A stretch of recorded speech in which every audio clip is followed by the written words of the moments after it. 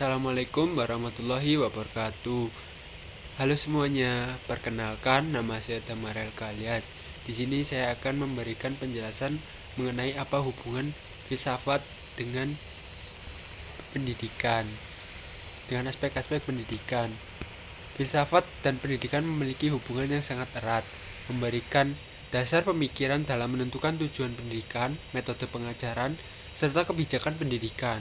Pendidikan tidak hanya sekedar menyampaikan ilmu, tetapi juga membentuk karakter serta membangun pemahaman yang mendalam dalam kehidupan. Dalam konteks ini, filsafat berperan sebagai menentukan tujuan pendidikan agar selaras dengan nilai-nilai kemanusiaan dan kebudayaan, menyusun kurikulum yang sesuai dengan perkembangan zaman, menentukan peran guru dan peserta didik dalam proses belajar mengajar, kemudian mengembangkan sistem pendidikan yang berorientasi pada kebutuhan masyarakat. Oleh karena itu, memahami hubungan filsafat dengan pendidikan sangat penting agar sistem pendidikan mampu mencetak individu yang berkualitas dan memiliki moral yang baik. Hubungan filsafat dengan pendidikan. Filsafat memberikan pedoman utama dalam dunia pendidikan. Setiap kebijakan pendidikan yang diterapkan di suatu negara didasarkan pada filsafat yang dianut.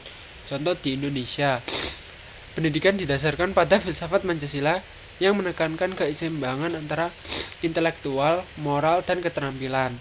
Di Jepang, pendidikan menekankan pada kedisiplinan dan kerja keras sebagai bagian dari filosofi budaya mereka.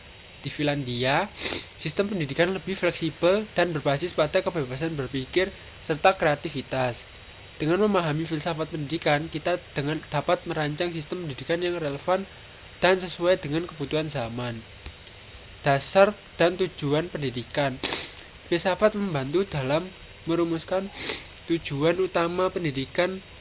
Beberapa filsuf memberikan pandangan yang berbeda mengenai tujuan pendidikan. Plato, pendidikan bertujuan untuk membentuk individu yang memiliki pemikiran rasional dan moralitas yang tinggi. Aristoteles, pendidikan harus mengembangkan akal, budi, dan keterampilan yang praktis agar manusia bisa hidup secara baik. John Dewey, pendidikan harus berorientasi pada pengalaman dan pembelajaran yang berbasis masalah atau problem-based learning. Di Indonesia, tujuan pendidikan nasional adalah membentuk manusia yang beriman dan bertakwa kepada Tuhan Yang Maha Esa, mengembangkan potensi peserta didik agar menjadi manusia yang berilmu, kreatif, dan inovatif, mempersiapkan generasi muda untuk menghadapi tantangan global dengan memberikan keterampilan yang relevan. Tujuan pendidikan ini disusun berdasarkan filsafat yang mengutamakan keseimbangan antara ilmu pengetahuan, moralitas, dan keterampilan. Guru dan peserta didik. Peran guru dalam pendidikan. Guru bukan hanya sebagai pemberi ilmu, tetapi juga sebagai fasilitator, membantu menemukan pemahaman sendiri, pembimbing, menanamkan nilai-nilai moral dan berkarakter, motivator, sebagai mendorong mahasiswa untuk berkembang dan berinovasi. Menurut beberapa filsuf, John Jacques Rousseau, guru harus membimbing siswa berdasarkan pengalaman nyata, bukan sekedar teori. John Dewey, guru harus menjadi fasilitator yang membangun lingkungan belajar yang interaktif.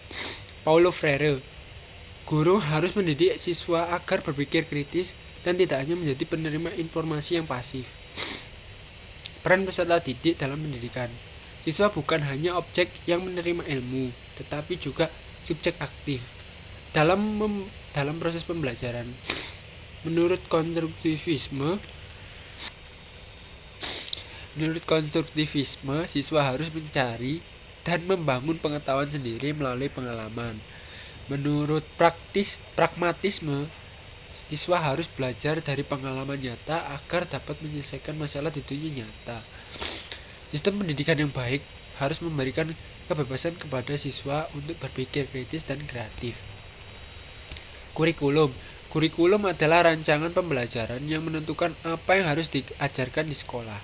Kurikulum harus dirancang berdasarkan prinsip-prinsip filsafat pendidikan. Beberapa pendekatan filosofis dalam penyusunan kurikulum, yaitu perennialisme. Kurikulum harus berisi ilmu pengetahuan yang universal yang bersifat abadi, seperti filsafat, sejarah, sastra klasik. Esensialisme.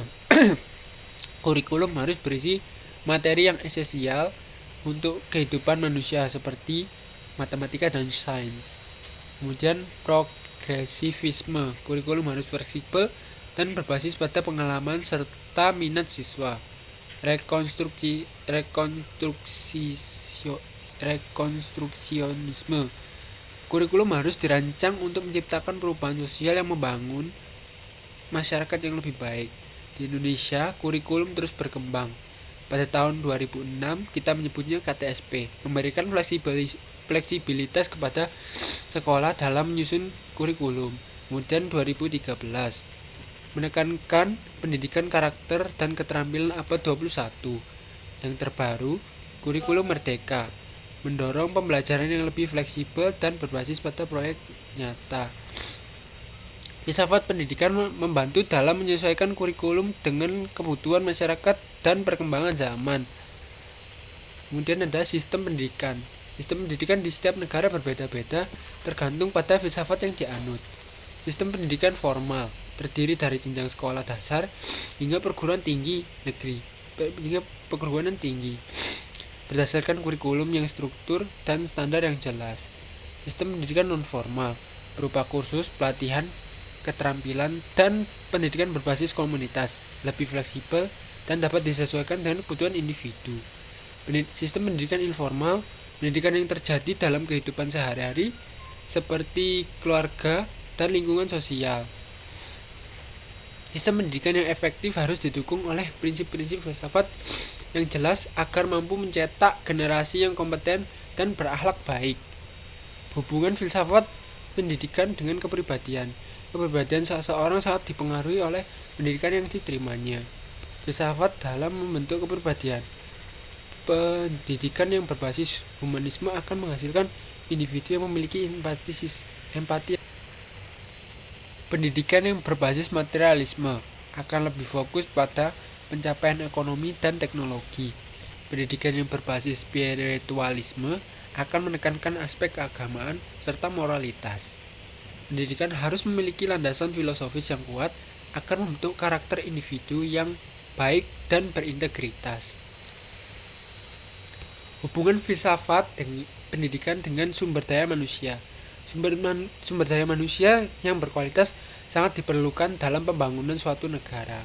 Bagaimana pendidikan berperan dalam pembangunan SDM, dapat mengembangkan keterampilan akademik, teknis, melatih kemampuan berpikir kritis dan inovatif, membangun etika kerja dan sikap profesionalisme. Contoh sistem pendidikan yang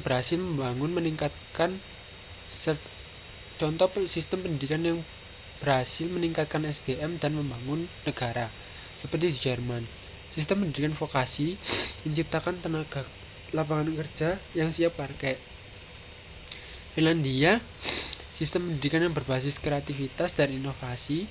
Singapura berbasis STEM, Science, Technology, Engineering, and Mathematics. Negara yang ingin maju harus memiliki sistem pendidikan yang berbasis pada pengembangan SDM. Kesimpulannya, filsafat pendidikan memberikan dasar bagi pendidikan yang kuat dan berorientasi pada masa depan. Pendidikan yang baik harus menyeimbangkan ilmu pengetahuan, moralitas, dan keterampilan. Sistem pendidikan yang didasarkan pada filsafat yang kuat akan menghasilkan individu yang berkarakter dan mampu berdaya saing secara global. Dengan memahami filsafat, kita bisa menciptakan generasi yang lebih baik dan siap menghadapi tantangan zaman.